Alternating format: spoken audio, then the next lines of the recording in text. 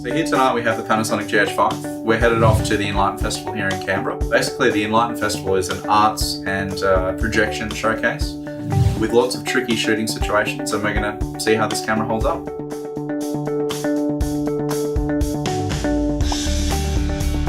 One feature that I do really like in the camera is the inclusion of the 5-axis image stabilisation inside the camera body. The major benefit of that I find is that you can shoot handheld without the need to use a stabiliser for many shots, which allows you to get candid, impromptu shots without having a big two-handed or single-handed stabiliser. So say if you're shooting a wedding and you want to get the candid embrace of the bride and groom together without drawing attention, then you can do that. I have recently shot a behind the scenes for a short film in Sydney, which was a bit high budget, and I certainly didn't want to get in the way. And the major benefit of that was the fact that I could hide in the corner with the camera and get better quality shots than the director expected I would. So personally that worked really well for me.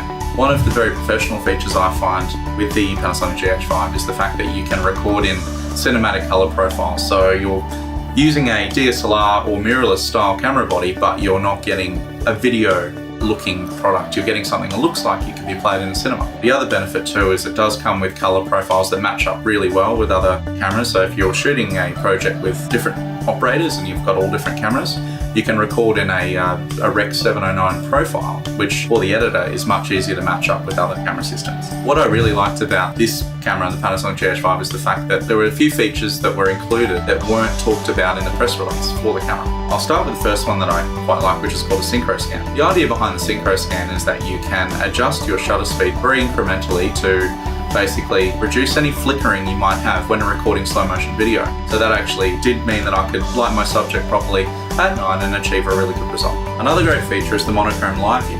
So the idea of that is that you can switch your LCD or viewfinder to a black and white display. If you use that in conjunction with another feature, which is focus peaking, basically that allows you to see a coloured outline around the subject that's in focus without any other distractions, and you nail your focus every time. One mode I do really like is the focus transition mode.